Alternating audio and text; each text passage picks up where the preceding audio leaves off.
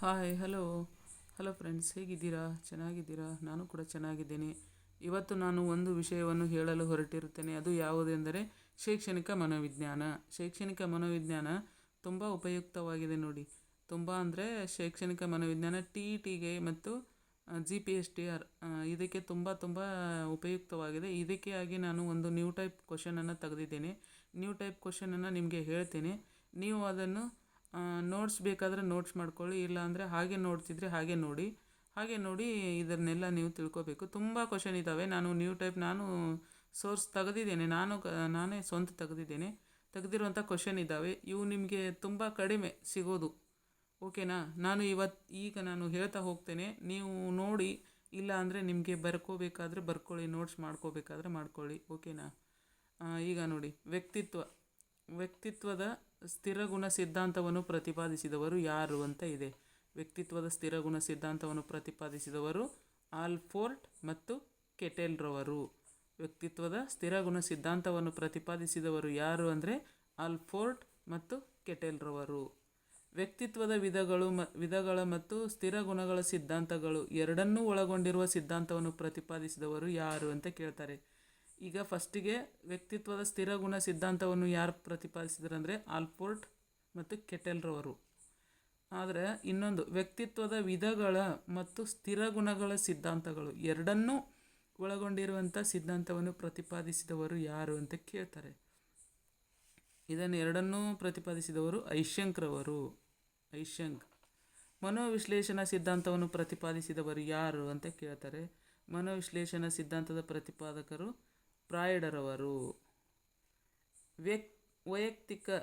ವೈಯಕ್ತಿಕ ಮತ್ತು ಮಾನಸಿಕ ಸಿದ್ಧಾಂತವನ್ನು ಪ್ರತಿಪಾದಿಸಿದವರು ಯಾರು? ವೈಯಕ್ತಿಕ ಮತ್ತು ಮಾನಸಿಕ ಸಿದ್ಧಾಂತವನ್ನು ಪ್ರತಿಪಾದಿಸಿದವರು ಅಡ್ಲರ್ ಅವರು. ಹಿಪ್ಪೊಕ್ರಾಟಿಸ್ ಮತ್ತು ಗೆಲೆನ್ರವರ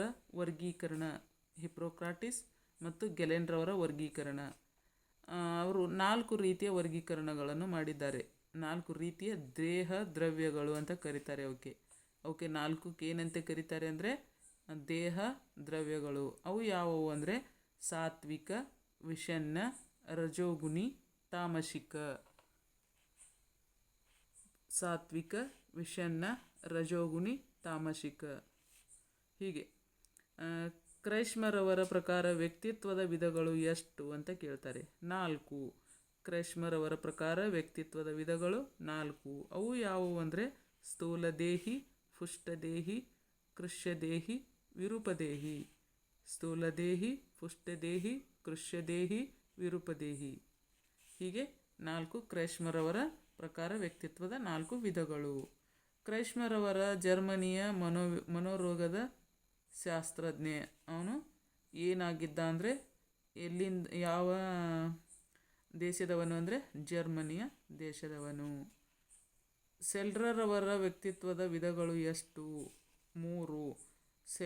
ಶೆಲ್ಡನ್ ಅವರ ವ್ಯಕ್ತಿತ್ವದ ವಿಧಗಳು 3. ಅವು ಯಾವುವು ಅಂದರೆ ದುಂಡುದೇಹಿ, ಪ್ರಸಾಮಾನ್ಯದೇಹಿ, ಲಂಬದೇಹಿ. ಶೆಲ್ಡನ್ನರವರ ವ್ಯಕ್ತಿತ್ವದ 3 ವಿಧಗಳು ದುಂಡುದೇಹಿ, ಪ್ರಸಾಮಾನ್ಯದೇಹಿ, ಲಂಬದೇಹಿ. ಶೆಲ್ಡನ್ನರವರು ಅಮೇರಿಕಾದ ಶಸ್ತ್ರಚಿಕಿತ್ಸಾ ತಜ್ಞ. ಈಗ ಕ್ವಶನ್ ಈ ಥರ ಕೇಳ್ತಾರೆ ಅಂದರೆ ಶೆಲ್ಡನ್ನವರು ಯಾವ ದೇಶದ ವಿಜ್ಞಾನಿ ಅಂತ ಕೇಳ್ತಾರೆ. ಅಮೇರಿಕಾ ಅಂತ. ಯಾವ ತಜ್ಞ ಅಂತ ಕೇಳ್ತಾರೆ. ಶಸ್ತ್ರಚಿಕಿತ್ಸಾ ತಜ್ಞ. ಆದರೆ ಕ್ರೈಸ್ಮರವರು ಜರ್ಮನಿಯವರು, ಅವರು ಮನೋರೋಗದ ಶಾಸ್ತ್ರಜ್ಞ. ಶೆಲ್ಡರ್ರವರು ಅಮೇರಿಕಾದವರು, ಶಸ್ತ್ರಚಿಕಿತ್ಸಾ ತಜ್ಞ. ಹೀಗೆ ಡಿಫ್ರೆನ್ಸ್ ಗೊತ್ತಿರಬೇಕು ನೋಡಿ.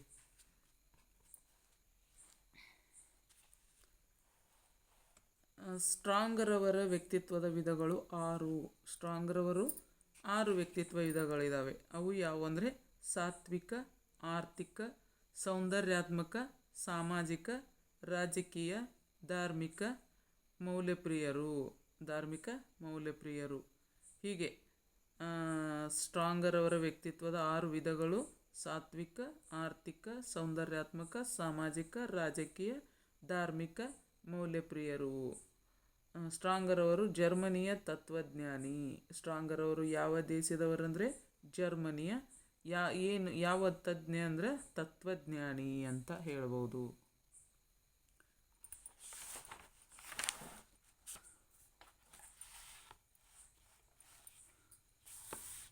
ಕಾರ್ಲ್ಸ್ ಯಂಗರವರ ವ್ಯಕ್ತಿತ್ವದ ವಿಧಗಳು 2.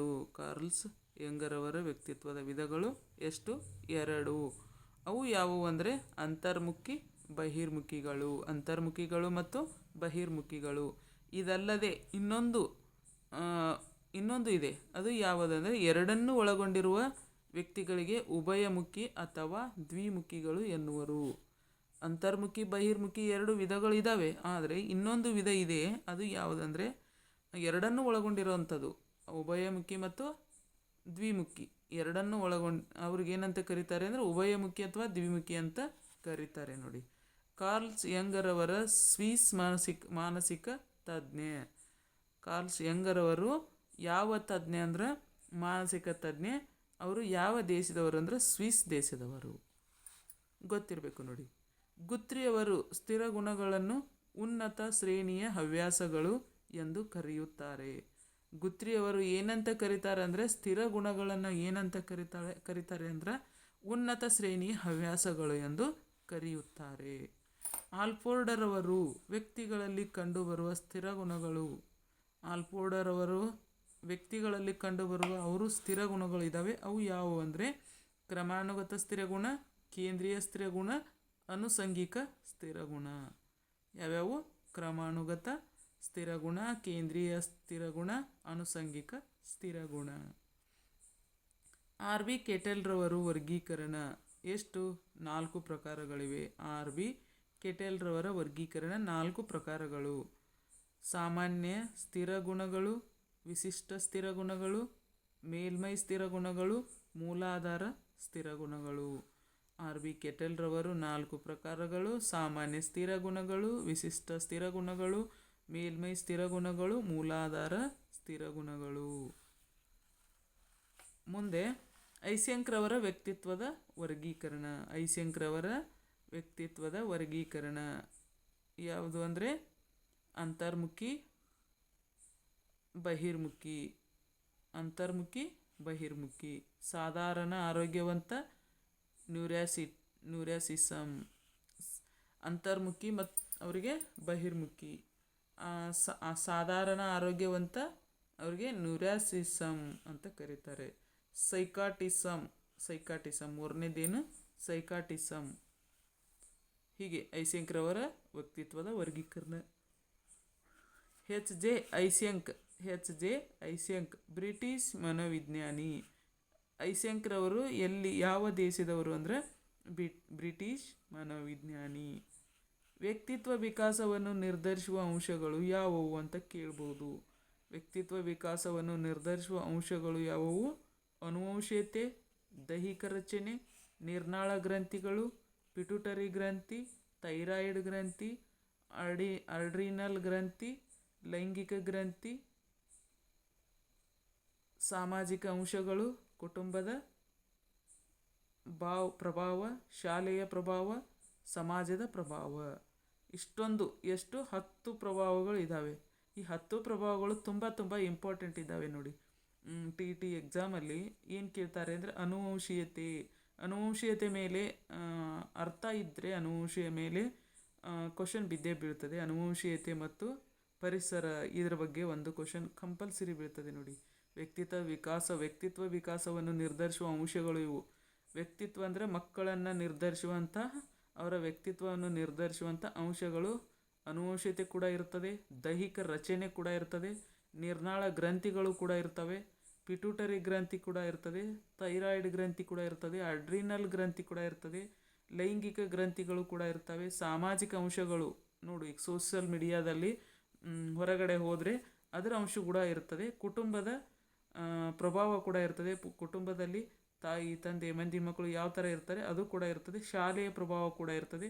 ತುಂಬ ಶಾಲೆಯಲ್ಲಿ ಇರುವಂಥ ಪ್ರಭಾವ ಕೂಡ ಇರ್ತದೆ. ಸಮಾಜದ ಪ್ರಭಾವ, ಹೊರಗಿನ ಜಗತ್ತು ಹೇಗಿದೆ ಅಂತ ಅರ್ಥ ಮಾಡ್ಕೊಳ್ಳುವಂಥ ಪ್ರಭಾವ ಕೂಡ ಇರ್ತದೆ. ಇದಕ್ಕೆ ವ್ಯಕ್ತಿತ್ವದ ವಿಕಾಸವನ್ನು ನಿರ್ಧರಿಸುವ ಅಂಶಗಳು 10 ಅಂಶಗಳಿದ್ದಾವೆ. ಇವು ಅತ್ಯಂತ ಇಂಪಾರ್ಟೆಂಟ್ ಅಂಶಗಳಿದ್ದಾವೆ. ವ್ಯಕ್ತಿತ್ವದ ಪರೀಕ್ಷೆಗಳು ಯಾವ್ಯಾವು ಅಂದರೆ ವ್ಯಕ್ತಿನಿಷ್ಠ ಪರೀಕ್ಷೆಗಳು, ವಸ್ತುನಿಷ್ಠ ಪರೀಕ್ಷೆಗಳು, ಪ್ರಕ್ಷೇಪಣಾ ತಂತ್ರಗಳು.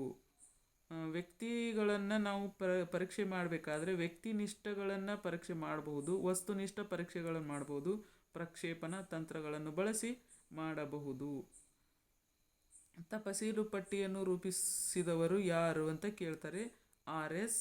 ವುಡ್ವರ್ತರವರು. ತಪಸೀಲು ಪಟ್ಟಿಯನ್ನು ರೂಪಿಸಿದವರು ಯಾರು ಅಂದರೆ ಆರ್.ಎಸ್. ವುಡ್ವರ್ತರವರು. ಐಸೆಂಕ್ರವರ ವ್ಯಕ್ತಿತ್ವ ತಪಸೀಲು ಪಟ್ಟಿ. ಐಸೆಂಕ್ರವರ ವ್ಯಕ್ತಿತ್ವ ತಪಸೀಲು ಪಟ್ಟಿ. ವಿನ್ನೆಸೋಟ್ ಬಹುಮುಖ ವ್ಯಕ್ತಿತ್ವ ತಪಸೀಲು ಪಟ್ಟಿ. ಬೇಲ್ರವರ ಶಾಲಾ ಹೊಂದಾಣಿಕೆ ತಪಸೀಲು ಪಟ್ಟಿ ಪ್ರಮುಖ. ಈಗ ತಪಸೀಲು ಪಟ್ಟಿಯನ್ನು ರೂಪಿಸಿದವರು ಆರ್.ಎಸ್. ವುಡ್ವರ್ತರವರು. ಆದರೆ ಐಸೆಂಕ್ರವರದ್ದು ಏನಿದೆ ಅಂದರೆ ವ್ಯಕ್ತಿತ್ವ ತಪಸೀಲು ಪಟ್ಟಿ ಇದೆ. ವಿನ್ನೆಸೋಟದವ್ರದ್ದು ಬಹುಮುಖ ವ್ಯಕ್ತಿತ್ವ ತಪಸೀಲು ಪಟ್ಟಿ ಇದೆ. ಬೇಲ್ರವರ ಶಾಲಾ ಹೊಂದಾಣಿಕೆ ತಪಸೀಲು ಪಟ್ಟಿ ಇದೆ. ವ್ಯಕ್ತಿತ್ವ ತಪಸೀಲು ಪಟ್ಟಿಯನ್ನು ವಿನ್ನೆಸೋಟಾ ವಿಶ್ವವಿದ್ಯಾಲಯದ ಹ್ಯಾಥವೇ ಮತ್ತು ಮ್ಯಾಕ್ಕಿನ್ಸೆ ಎಂಬುವವರು ಪ್ರಾರಂಭದಲ್ಲಿ ಮಾನಸಿಕ ಚಿಕಿತ್ಸಾಲಯದಲ್ಲಿ ಮನೋರೋಗವನ್ನು ಪತ್ತೆ ಹಚ್ಚಲು ಇದನ್ನು ರೂಪಿಸಿದರು. ಇದು ವ್ಯಕ್ತಿತ್ವ ಪರೀಕ್ಷೆ ತಪಸೀಲು ಪಟ್ಟಿಯನ್ನು ಎಲ್ಲಿ ಫಸ್ಟಿಗೆ ನಾವು ಬಳಸಿದರು ಅಂತ ಕೇಳಿದರೆ ನಾವು ಏನು ಹೇಳಬೇಕು ಅಂದರೆ ವಿನ್ನೆಸೋಟಾ ವಿಶ್ವವಿದ್ಯಾಲಯದ ಹ್ಯಾಥವೇ ಮತ್ತು ಮ್ಯಾಕ್ಕಿನ್ಸೆ ಎಂಬುವವರು ಪ್ರಾರಂಭದಲ್ಲಿ ಮಾನಸಿಕವಾಗಿ ಚಿಕಿತ್ಸಾಲಯದಲ್ಲಿ ಮನೋರೋಗವನ್ನು ಪತ್ತೆ ಹಚ್ಚಲು ಇದನ್ನು ರೂಪಿಸಿದರು. ರೋಷಾರ್ಕರವರ ಮಷಿಗುರುತು ಪರೀಕ್ಷೆ. ಈ ಪರೀಕ್ಷೆಯನ್ನು ಹರ್ಮನ್ ರೋಷಾರ್ಕ್ ಎಂಬ ಸ್ವಿಸ್ ಮನೋವೈದ್ಯ 1921ರಲ್ಲಿ ರೂಪಿಸಿದನು. ಯಾರು? ರೋಷಾರ್ಕರವರ ಮಷಿಗುರುತು ಪರೀಕ್ಷೆ. ಈ ಪರೀಕ್ಷೆಯನ್ನು ಹರ್ಮನ್ ರೋಷಾರ್ಕ್ ಎಂಬ ಸ್ವಿಸ್ ಮನೋವೈದ್ಯ 1921ರಲ್ಲಿ ರೂಪಿಸಿದನು. ವಿಷಯ ಸಂಪ್ರತ್ಯಕ್ಷಣ ಪರೀಕ್ಷೆ. ಈ ಪರೀಕ್ಷೆಯನ್ನು 1935ರಲ್ಲಿ ಹಾರ್ವರ್ಡ್ ವಿಶ್ವವಿದ್ಯಾಲಯದ ಹೆನ್ರಿ ಮುರ್ರೆ ಮತ್ತು ಮೊರ್ಗಾನ್ ಎಂಬ, ಇಲ್ಲಿ ಬರಿಯಲ್ಲಿ ಸ್ವಲ್ಪ ಮಿಸ್ಟೇಕ್ ಆಗಿದೆ, ಆದರೆ ನಾವು ಕರೆಕ್ಟಾಗಿ ಮಾಡಿ ಓದಬೇಕು. ಈ ಪರೀಕ್ಷೆಯನ್ನು 1935ರಲ್ಲಿ ಹಾರ್ವರ್ಡ್ ವಿಶ್ವವಿದ್ಯಾನಿಲಯದ ಹೆನ್ರಿ ಮುರ್ರೆ ಮತ್ತು ಮೊರ್ಗಾನ್ ಎಂಬ ಮನೋವಿಜ್ಞಾನಿ ರೂಪಿಸಿದರು. ಪದ ಸಂಯೋಜನೆ ಪರೀಕ್ಷೆ ಎಂದರೇನು? ಪದ ಸಂಯೋಜನೆ ಪರೀಕ್ಷೆ ಮೊದಲ ಬಾರಿಗೆ ಗಾಲ್ಫನ್ ಗುರುತಿಸಿದನು. ನಂತರ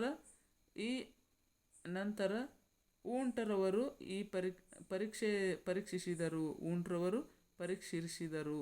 ಯಂಗ್ರವರು ರೋಗಿಗಳನ್ನು ಅರ್ಥ ಮಾಡಿಕೊಳ್ಳಲು ಸಾಧನವಾಗಿ ಬಳಸಿದರು.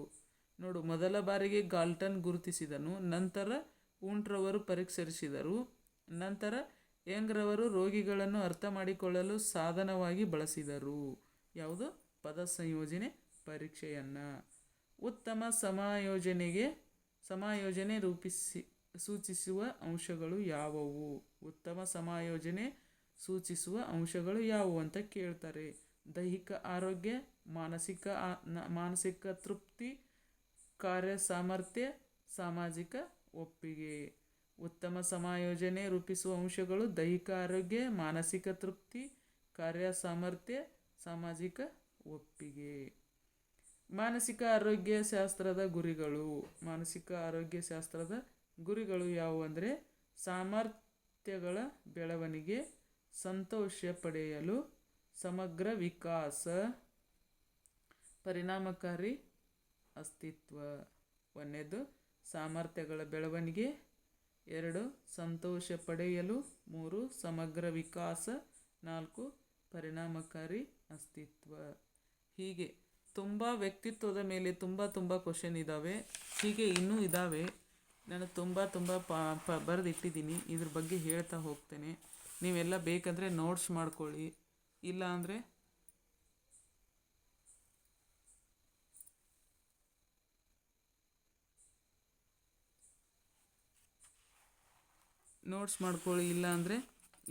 ಇದೇ ವಿಡಿಯೋಗಳನ್ನು ನೀವು ಮತ್ತೆ ರಿಪೀಟ್ ಮಾಡಿ ನೋಡಬಹುದು. ಅಪಸಮಾಯೋಜನೆ ಎಂದರೆ ವ್ಯಕ್ತಿ ಮತ್ತು ಆತನ ಪರಿಸರಗಳ ನಡುವೆ ಸಾಮರಸ್ಯವಿಲ್ಲದಿರುವುದು ಎಂದರ್ಥ. ಅಪಸಮಾಯೋಜನೆ ಅಂದರೆ ವ್ಯಕ್ತಿಗಳಲ್ಲಿ ಅಂದರೆ ಅಪಸಮಾಯೋಜನೆ ಎಂದರೆ ವ್ಯಕ್ತಿ ಮತ್ತು ಆತನ ಪರಿಸರಗಳ ನಡುವೆ ಸಾಮರಸ್ಯವಿಲ್ಲದಿರುವುದು ಎಂದರ್ಥ. ಚಿಹ್ನೆಗಳು ಯಾವ ಥರ ಚಿಹ್ನೆಗಳಿದ್ದಾವೆ? ದೈಹಿಕ ಚಿಹ್ನೆಗಳು, ವರ್ತನಾ ವಿಚಲನೆಗಳು, ಭಾವನಾತ್ಮಕ ಚಿಹ್ನೆಗಳು. ಯಾವ ಥರ ಚಿಹ್ನೆ ಇದಾವೆ ಅಪಸಮಾನತೆಗೆ ಸಮಾಯೋಜನೆಗೆ ಯಾವುದು ಅಂದರೆ ದೈಹಿಕ ಚಿಹ್ನೆಗಳು ಕಾಣಿಸ್ತವೆ, ವರ್ತನಾ ವಿಚಲನೆಗಳು ಇರ್ತವೆ, ಭಾವನಾತ್ಮಕ ಚಿಹ್ನೆಗಳು ಕೂಡ ತಿಳಿತವೆ. ಅದಕ್ಕೆ ಕಾರಣಗಳು ಯಾಕೆ ಆಗ್ತದೆ, ಅಪಸಮಾಯೋಜನೆ ಯಾಕೆ ಆಗ್ತದೆ ಅಂದರೆ ಅದಕ್ಕೆ ಕಾರಣಗಳು ಅನುವಂಶೀಯ ಅಂಶಗಳು, ಅನುವಂಶೀಯತೆಯಿಂದ ಬಂದಿರುವಂಥ ಅಂಶಗಳು ಕಾರಣ ಆಗ್ತವೆ. ದೈಹಿಕ ಅಂಶಗಳು ಕೂಡ ಇರ್ತವೆ. ಅವಶ್ಯಕತೆಗಳು, ಅವರಿಗೆ ಅವಶ್ಯಕತೆಗಳು ದೊರಕದೇ ಇದ್ದಾಗ ಅವರಿಗೆ ಅಪಸಮಾಯೋಜನೆ ಬರ್ತದೆ. ಬಡತನ, ಮನೆಯಲ್ಲಿರುವಂಥ ಬಡತನ. ಭಗ್ನ ಕುಟುಂಬಗಳು ಅಂದರೆ ತಾಯಿ ತಂದೆ ಹೊಂದಾಣಿಕೆ ಇಲ್ಲದಂಥ ಭಗ್ನ ಕುಟುಂಬಗಳು. ಪೋಷಕರ ಮನೋಧೋರಣೆಗಳು, ಪೋಷಕರ ಭಾವನೆಗಳು ಸರಿಯಾಗಿ ಇರದೇ ಕಾರಣದಿಂದ ಅಪಸಮಾಯೋಜನೆ ಆಗ್ತವೆ. ಸಾಮಾಜಿಕ ಸ್ಥಿತಿಗತಿಗಳು, ಸಮಾಜದಲ್ಲಿ ಅವಹೇಳನಗಳು ಮತ್ತು ಟಿಂಗಲ್ಗಳು ಇರುವುದರಿಂದ ಅದಕ್ಕೂ ಕೂಡ ಆಗ್ತದೆ. ಶಾಲಾ ಸನ್ನಿವೇಶಗಳು, ಶಾಲೆಯಲ್ಲಿ ಬೇರೆಯವರು ಅವರಿಗೆ ಸ್ವಲ್ಪ ಅವರ ಪರಿಸರಕ್ಕೆ ಹೊಂದಾಣಿಕೆ ಮಾಡಿಕೊಳ್ಳದೇ ಇರುವಾಗ ಅಲ್ಲಿ ಕೂಡ ಆಗ್ತದೆ ನೋಡಿ.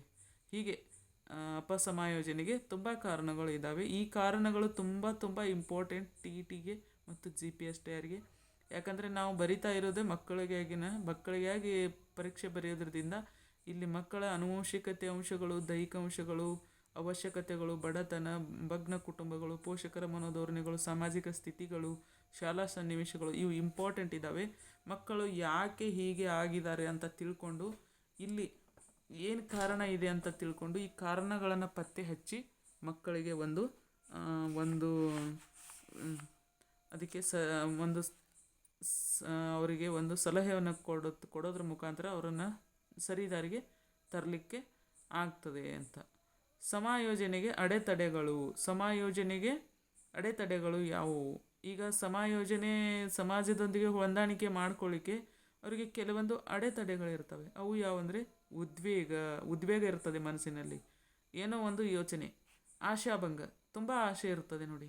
ಮಾನಸಿಕ ಘರ್ಷಣೆ, ಮನಸ್ಸಿನಲ್ಲಿ ಸರಿಯಾಗಿ ಮನಸ್ಸು ಕೆಲಸ ಮಾಡ್ತಾ ಇರೋದಿಲ್ಲ. ಆಗಮ ಒಂದರ ಮೇಲೆ ಆಸೆ ಇರಲ್ಲ ನೋಡಿ, ಒಂದು ಬಿಟ್ಟು ಎರಡು ಕಡೆ ಆಗಮ ಎರಡು ಬೇಕು ಅನ್ನುವಂಥ ಮನಸ್ಸಿನಲ್ಲಿದ್ದಾಗ ಆಗಮ ಆಗ್ತದೆ. ಆಗಮ ಮತ್ತು ಅಪಗಮ ಘರ್ಷಣೆ. ಆಗಮ ಒಂದು ಬೇಕು, ಇನ್ನೊಂದು ಬೇಡ. ಅಪಗಮ ಎರಡೂ ಬೇಡ ಆಗಿರ್ತವೆ. ಎರಡು ಬೇಡ ಆದಾಗ ಅಪಗಮ ಘರ್ಷಣೆ ಆಗ್ತದೆ. ಮಾನಸಿಕ ಒತ್ತಡ, ಮನಸ್ಸಿನ ತಳಮಳ, ಏನೋ ಒಂದು ಮಾನಸಿಕವಾಗಿ ಹಿಂಜರಿಕೆ, ಒಂದು ತಳಮಳ, ತಡಿಕೆ, ಹೀಗೆ ಸಮಾಯೋಜನೆಗೆ ಅಡೆತಡೆಗಳು ಕಾರಣವಾಗ್ತವೆ. ಈ ಎಲ್ಲ ಕಾರಣಗಳು ಮಕ್ಕಳಲ್ಲಿ ಇದ್ದೇ ಇರ್ತವೆ. ಈ ಕಾರಣಗಳನ್ನು ನಾವು ಏನಾದರೂ ಶಿಕ್ಷಕರಾದವರು ಈ ಮಕ್ಕಳಿಗೆ ಇದನ್ನೆಲ್ಲ ಚೇಂಜಸ್ ಮಾಡಲಿಕ್ಕೆ ನಾವು ಅರ್ಹತೆಯನ್ನು ಹೊಂದಬೇಕು. ಅದಕ್ಕಾಗಿ ಈ ಟಾಪಿಕನ್ನು ಎಲ್ಲರಿಗೆ ಇಟ್ಟಿದ್ದಾರೆ ನೋಡಿ. ರಕ್ಷಣಾ ತಂತ್ರಗಳು, ಆಕ್ರಮಣ ತತ್ವಾಧಾರಿತ ರಕ್ಷಣಾ ತಂತ್ರಗಳು. ಯಾವ ಆಧಾರಿತ? ಆಕ್ರಮಣ ತತ್ವಾಧಾರಿತ ರಕ್ಷಣಾ ತಂತ್ರಗಳು. ಅವು ಯಾವುವು ಅಂದರೆ ಸ್ಥಾನ ಬದಲಿ ಅಥವಾ ಬಲಿಪಶುವಾಗುವಿಕೆ. ಆಕ್ರಮಣ ತತ್ವಾಧಾರಿತ ರಕ್ಷಣಾ ತಂತ್ರಗಳು ಯಾವಂದರೆ ಸ್ಥಾನ ಬದಲಿ ಅಥವಾ ಬಲಿಪಶುವಾಗುವಿಕೆ. ವ್ಯಕ್ತಿಯು ತನ್ನಲ್ಲಿ ಉಂಟಾದ ಕೋಪದ ಭಾವನೆಯನ್ನು ಅದನ್ನು ಉಂಟು ಮಾಡಿದ ವ್ಯಕ್ತಿ ಅಥವಾ ವ್ಯಕ್ತಿಯ ಮೇಲೆ ವ್ಯಕ್ತಪಡಿಸದೆ ಅದಕ್ಕಿಂತ ಕಡಿಮೆ ಅಪಾಯಕಾರಿಯಾದ ಅಥವಾ ದುರ್ಬಲನಾದ ವ್ಯಕ್ತಿ ವಸ್ತುವಿನ ಮೇಲೆ ವ್ಯಕ್ತಪಡಿಸುವುದನ್ನು ಸ್ಥಾನ ಬದಲಿ ರಕ್ಷಣಾ ತಂತ್ರ ಎನ್ನುವರು. ಅಂದ್ರೆ ಆಕ್ರಮಣಾಧಿತ ಅಂದರೆ ಸ್ಥಾನ ಬಲಿಪಶುವಾಗುವಿಕೆ ಅಂದರೆ ಈಗ ಶಿಕ್ಷಕರಾದವರು ಅವರ ಮೇಲಧಿಕಾರಿಗಳಿಂದ ಅಥವಾ ಅವರ HM ಇಂದ ಕೆಲವೊಂದಿಷ್ಟು ಬೈಗಳನ್ನು ತಿಂದಿರೋದ್ರಿಂದ ಅಥವಾ ಏನಾದರೂ ಒಂದು ಅವರ ಕಡೆಯಿಂದ ಒಂದು ಮನಸ್ಸಿಗೆ ಒಂದು ಬೇಜಾರಾಗುವಂಥ ಮನಸ್ಸಿಗೆ ಆಗಿದ್ದರಿಂದ ಅವರು ತಮಗೆ ಯಾರ ಮೇಲೆ ಸಿಟ್ಟನ್ನು ತೀರಿಸ್ಕೊಳ್ಳೋಕ್ಕೆ ಆಗಲ್ಲ. ಆಗ ಏನು ಮಾಡ್ತಾರೆ, ಅವರು ಬಂದು ಮಕ್ಕಳ ಮೇಲೆ ತಮ್ಮ ದಬ್ಬಾಳಿಕೆಯನ್ನು ಹಾಕೋದು. ಇಲ್ಲಾಂದರೆ ಗಂಡ ಆದವನು ಆಫೀಸಲ್ಲಿ ವರ್ಕ್ ಮಾಡ್ತಾ ಇರೋದ್ರಾಗ ಅಲ್ಲಿ ಆಫೀಸಲ್ಲಿ ಏನೋ ಒಂದು ಅಡೆತಡೆ ಬಂದು ಒಂದು ಕೆಲಸವಲ್ಲಿ ತಪ್ಪಾದಾಗ ಅಲ್ಲಿ ಇರುವಂಥ ಸಿಟ್ಟನ್ನು ತಂದು ಮನೆಯಲ್ಲಿರುವಂಥ ಹೆಂಡತಿ ಅಥವಾ ಮಕ್ಕಳ ಮೇಲೆ ತೂರಾಡೋದು. ಹೀಗೆ ಇದಕ್ಕೆ ಸ್ಥಾನ ಬದಲಿ ಅಥವಾ ಬಲಿಪಶುವಾಗುವಿಕೆ ಅಂತ ಕರೀತಾರೆ. ಇಲ್ಲೇ ಇದೆ ನೋಡು, ವ್ಯಕ್ತಿಯು ತನ್ನಲ್ಲಿ ಉಂಟಾದ ಕೋಪದ ಭಾವನೆಯನ್ನು ಅದನ್ನು ಉಂಟು ಮಾಡಿದ ವ್ಯಕ್ತಿ ಅಥವಾ ವಸ್ತುವಿನ ವ್ಯಕ್ತಿಯ ಮೇಲೆ ವ್ಯಕ್ತಪಡಿಸದೆ, ಅಲ್ಲಿ ವ್ಯಕ್ತಪಡಿಸ್ಲಿಕ್ಕೆ ಆಗಲ್ಲ, ಅದಕ್ಕಿಂತ ಕಡಿಮೆ ಅಂದರೆ ಅಪಾಯಕಾರಿಯಾದ, ಅದಕ್ಕಿಂತ ಕೆಳಮಟ್ಟದಲ್ಲಿ ಇರುವಂತಹ ದುರ್ಬಲನಾದ ವ್ಯಕ್ತಿ ಅಥವಾ ವಸ್ತುವಿನ ಮೇಲೆ ವ್ಯಕ್ತಪಡಿಸುವುದನ್ನು ಸ್ಥಾನ ಬದಲಿ ಅಥವಾ ರಕ್ಷಣಾ ತಂತ್ರ ಎನ್ನುವರು. ಅರ್ಥ ಆಗಿದೆ ಅನ್ನಿಸ್ತಿದೆ. ಅರ್ಥ ಆಗಿಲ್ಲ ಅಂದರೆ ನನಗೆ ಮತ್ತೆ ನೀವು ಏನಾದರೂ ಒಂದು ನನಗೆ ಆಮೇಲೆ ಒಂದು ಕಮೆಂಟ್ ಹಾಕಿ. ಅರ್ಥ ಆಗಿಲ್ಲ ಅಂದರೆ ಇನ್ನೂ ನಾನು ಡೀಟೇಲ್ಸ್ ಆಗಿ ನಿಮಗೆ ಹೇಳ್ತೀನಿ. ನಾನು ಈ ನ್ಯೂ ಟೈಪ್ ಕ್ವಶನ್ ತೆಗೆದಿರೋದ್ರಿಂದ ಇದು ನನಗೆ ಎಷ್ಟು ಇದರಲ್ಲಿ ಅವಶ್ಯಕತೆ ಇದೆ ಅಷ್ಟನ್ನು ಮಾತ್ರ ಹೇಳ್ತಾ ಇದ್ದೀನಿ. ಥಿಯರಿ ಹೇಳುವಾಗ ಎಲ್ಲ ಡೀಟೇಲ್ಸ್ ಆಗಿ ಹೇಳ್ಬೋದು. ಇದು ಥಿಯರಿ ಅಲ್ಲ, ನಾನು ನ್ಯೂ ಟೈಪ್ ಕ್ವಶನ್ ತಗೊಂಡಿದ್ದೀನಿ. ಇಲ್ಲಿ ನನಗೆ ಅರ್ಥ ಆಗಿದೆ, ಅರ್ಥ ಆದಂಥ ಕ್ವಶನ್ಗಳನ್ನು ನಾನು ತಗೊಂಡಿದ್ದೀನಿ, ಅದಕ್ಕೆ ನಾನು ಇಷ್ಟೇ ಹೇಳ್ತಾ ಇದ್ದೀನಿ. ಈಗ ಆತ್ಮನಿಂದನೆ ಅಂದರೆ ಸ್ವತಂತ್ರವಾಗಿ ತೇಲುತ್ತಿರುವ ಕೋಪ, ಇದು ಆತ್ಮನಿಂದನೆ. ಎದುರಿಗೆ ಕಂಡವರ ಮೇಲೆ ರೇಗಾಡುವುದು. ಇವಾಗ ಒಂದು ಕೆಲಸ ಮಾಡ್ತಿರ್ತಾರೆ, ಅದು ಕೆಲಸ ಅವರಿಗೆ ಆಗಲ್ಲ, ಅದಕ್ಕೇನು ಮಾಡೋದು, ಇದೆಲ್ಲ ನನ್ನದೇ ತಪ್ಪು, ಇದೆಲ್ಲ ನನ್ನಿಂದೇ ಆಯಿತು, ಹೀಗೆ ಎದುರಿಗೆ ಕಂಡವರ ಮೇಲೆ ಹೇಳೋದು, ನಾನೇ ಮಾಡ್ಕೊಂಡಿದ್ದೀನಿ, ಹಾಗಾಯಿತು ಹೀಗಾಯಿತು. ಸ್ವತಂತ್ರವಾಗಿ ತೇಲುತ್ತಿರುವ ಕೋಪ. ಪಲಾಯನ. ಈಗೇನು ಪಲಾಯನ ತತ್ವಾಧಾರಿತ ರಕ್ಷಣಾ ತಂತ್ರಗಳು. ಪಲಾಯನ ತತ್ವಾಧಾರಿತ ರಕ್ಷಣಾ ತಂತ್ರಗಳು. ಅಲ್ಲಿ ಸ್ವತಂತ್ರವಾಗಿದ್ದರೆ ಇಲ್ಲಿ ಪಲಾಯನ ಇದೆ ನೋಡಿ.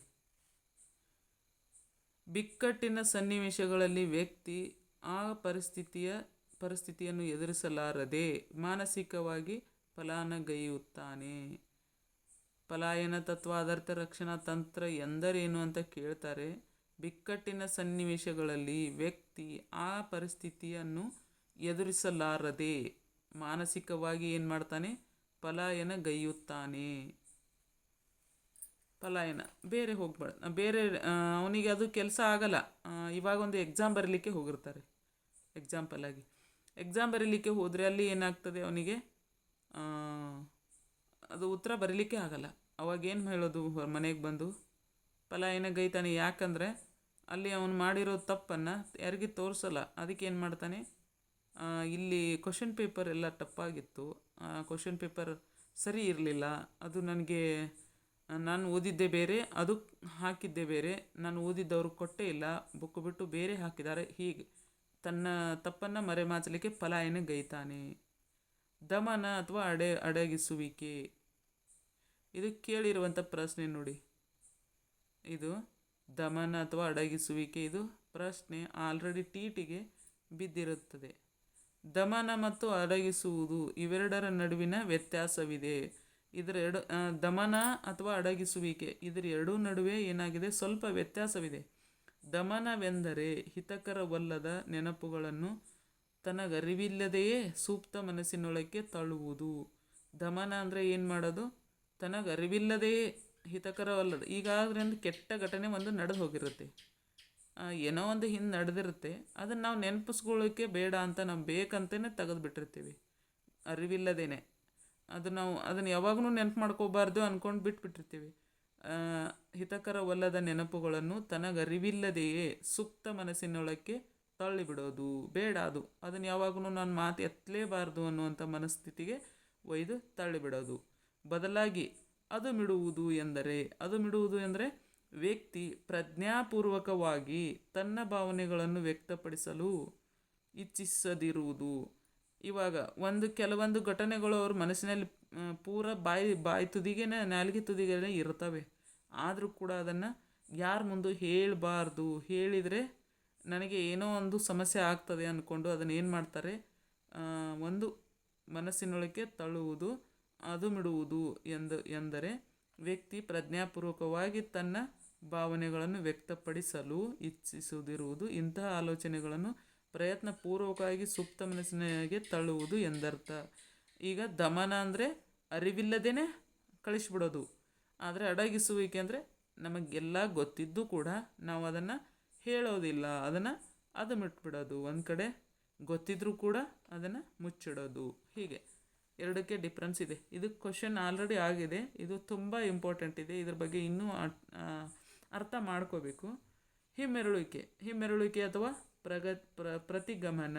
ಹಿಮ್ಮೆರಳುವಿಕೆ ಅಥವಾ ಪ್ರತಿಗಮನ ಬಾಲ್ಯದ ವರ್ತನೆಯನ್ನು ತೋರುವುದು. ಹಿಮ್ಮೆರಳುವಿಕೆ ಅಂದರೆ ಉಲ್ಟಾ ಹೋಗೋದು, ಸಣ್ಣ ಮಕ್ಕಳ ಥರ ವರ್ತನೆ ಮಾಡೋದು. ಅಥವಾ ಗಮನ ಅಂದ್ರೂ ಕೂಡ ಅದೇ, ಎರಡು ಬಾಲ್ಯದ ವರ್ತನೆಗಳನ್ನು ತೋರಿಸೋದು.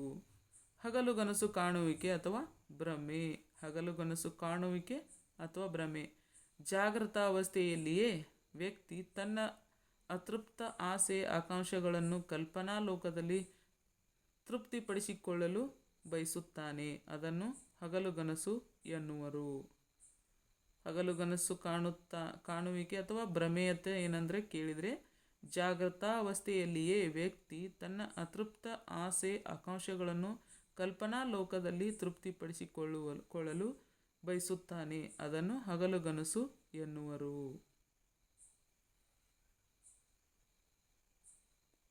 ಇನ್ನು ಪ್ರಕ್ಷೇಪಣೆ ಕೂಡ ಕ್ವಶನ್ ಆಗಿದೆ ನೋಡಿ, ಕೇಳಿರುವ ಪ್ರಶ್ನೆ ಅಂತ ಇದೆ. ಪ್ರಕ್ಷೇಪಣೆ ಎಂದರೇನು? ವ್ಯಕ್ತಿಯು ತನ್ನ ವಿಫಲತೆಗಳನ್ನು ನ್ಯೂನತೆಗಳನ್ನು ಒಪ್ಪಿಕೊಳ್ಳಲಾಗದ ಭಾವನೆಗಳು, ಆಲೋಚನೆಗಳು ಹಾಗೂ ಆಸೆ ಆಕಾಂಕ್ಷೆಗಳನ್ನು ಇತರ ವ್ಯಕ್ತಿಗಳ ಮೇಲೆ ಅಥವಾ ವಸ್ತುಗಳ ಮೇಲೆ ಆರೋಪಿಸುವ ಕ್ರಿಯೆಯೇ ಪ್ರಕ್ಷೇಪಣೆ. ಇನ್ನೊಂದು ಸತ ಓದ್ತೇನೆ. ವ್ಯಕ್ತಿಯು ತನ್ನ ವಿಫಲತೆಗಳನ್ನು ನ್ಯೂನತೆಗಳನ್ನು ಒಪ್ಪಿಕೊಳ್ಳಲಾಗದ ಭಾವನೆಗಳು, ಆಲೋಚನೆಗಳು ಹಾಗೂ ಆಸೆ ಆಕಾಂಕ್ಷೆಗಳನ್ನು ಇತರ ವ್ಯಕ್ತಿಗಳ ಮೇಲೆ ಅಥವಾ ವಸ್ತುಗಳ ಮೇಲೆ ಆರೋಪಿಸುವ ಕ್ರಿಯೆಯೇ ಪ್ರಕ್ಷೇಪಣೆ. ಪ್ರಕ್ಷೇಪಣೆ ಎಂದರೇನು ಅಂತ ಕೇಳಿದರೆ ನೀವು ಈ ಉತ್ತರವನ್ನು ಕೊಡಬೇಕು. ತರ್ಕಸಮ್ಮತವಾಗಿಸುವಿಕೆ, ಪ್ರತಿಕ್ರಿಯೆ ರಚನೆ.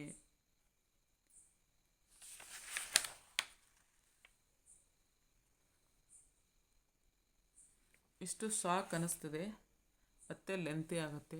ನೆಕ್ಸ್ಟ್ ಟೈಮಿಗೆ ಮತ್ತೆ ನಾನು ಮುಂದುವರಿಸ್ತೇನೆ. ಇದ್ರ ಬಗ್ಗೆ ಇನ್ನೂ ಹೇಳೋದಿದೆ, ತುಂಬ ಇದೆ. ಇದು ಬುಕ್ ಎಲ್ಲ ನಾನು ತುಂಬ ಬರೆದಿಟ್ಟಿದ್ದೀನಿ. ಇನ್ನೂ ನನ್ನ ಕಡೆ ಇನ್ನೂ ಇದ್ದಾವೆ, ಸೋರ್ಸ್ ಇದೆ. ಸೈಕಾಲಜಿಗೆ ತುಂಬ ಹೆಲ್ಪ್ ಆಗುವಂಥ ವಿಷಯ ಇದೆ. ಇದನ್ನೆಲ್ಲ ನಾನು ನಿಮಗೆ ಹೇಳ್ತೀನಿ. ಒಂದು ಸ್ವಲ್ಪ ದಿನ ಟೈಮ್ ಹೋಗ್ತದೆ, ಡೈಲಿ ಹೇಳ್ತಾ ಹೋಗ್ತೇನೆ. ನಿಮಗೆ ಇಷ್ಟ ಆದರೆ ಕಮೆಂಟ್ ಮಾಡಿ, ಆಮೇಲೆ ನಾನು ಇದ್ರ ಬಗ್ಗೆ ಮುಂದುವರಿಸ್ತೇನೆ. ಹಿಂದೆ ನಾನು 12ನೇ ತರಗತಿಯ ಬುಕ್ಗಳ ಬಗ್ಗೆ ಅಲ್ಲಿ ಒಂದೆರಡು ಪಾಠಗಳನ್ನು ನಾನು ಹೇಳಿದ್ದೀನಿ, ಅಲ್ಲಿ ಕೂಡ ನೋಡಿ. ಅದನ್ನು ನೋಡಿ, ಇದನ್ನು ನೋಡಿ. ನಾನು ಇದನ್ನು ಹೇಳ್ತೇನೆ. ಸೈಕಾಲಜಿ ಅಂದರೆ ನನಗೆ ತುಂಬ ಇಷ್ಟ. ನಾನು ಎಲ್ಲರಿಗೆ ತಿಳಿಯುವಾಗೆ ಹೇಳಬೇಕು ಅಂದ್ಕೊಂಡಿದ್ದೀನಿ. ನಿಮಗೆ ತಿಳಿದ್ರೆ ತಿಳಿದಿದೆ ಅಂತ ಹೇಳಿ, ಇಲ್ಲ ತಿಳಿತಾ ಇಲ್ಲ, ಇದು ಇನ್ನೂ ಹೇಳಬೇಕು ನೀವು ಅಂತಂದರೆ ಇನ್ನೂ ಚೆನ್ನಾಗಿ ಹೇಳ್ತೇನೆ. ಹೇಗೆ ಹೇಳಬೇಕು ಅಂತ ಸ್ವಲ್ಪ ನನಗೆ ಕಮೆಂಟ್ ಮಾಡಿ. ಓಕೆ, ಬಾಯ್.